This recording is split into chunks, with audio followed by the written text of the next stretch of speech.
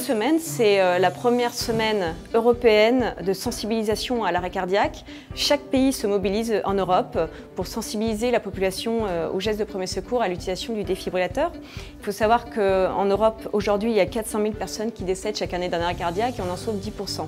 Donc nous, l'association RMC-BFM, à l'occasion de cette journée, nous allons sensibiliser les écoles à l'utilisation du défibrillateur et au massage cardiaque. Les enfants réagissent très bien, se sentent motivés et je pense qu'en effet, ils peuvent sauver des vies parce qu'ils ont la spontanéité qui permet de le faire, ce que n'aurait pas obligatoirement un adulte. J'ai appris à faire le massage cardiaque parce que je ne savais pas très bien le faire.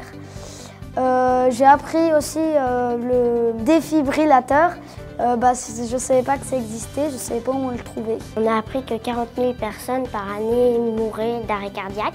Et donc on nous a appris comment faire les massages cardiaques, comment utiliser un défibrillateur, les numéros pour prévenir le SAMU et le médecin. Ce qu'on leur explique, c'est tout d'abord qu'ils ont un rôle à jouer dans le cas de l'arrêt cardiaque. On ne peut pas attendre que les secours arrivent, parce qu'on a très peu de temps pour agir.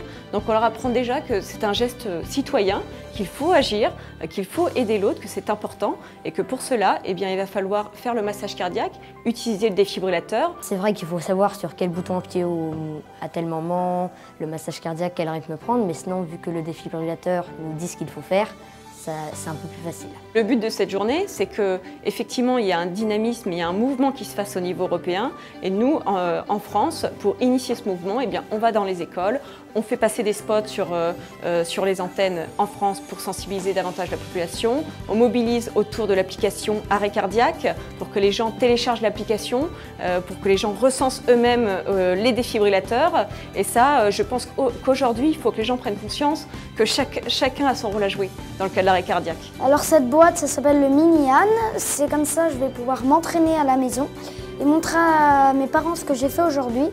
Et comme ça, si demain, imaginons, j'ai un arrêt cardiaque, ça sera comme sur ce bonhomme. On peut sauver des gens, on peut sauver des vies sans que ce soit trop compliqué, sans que ce soit qu'on ait besoin d'un médecin obligatoirement tout de suite.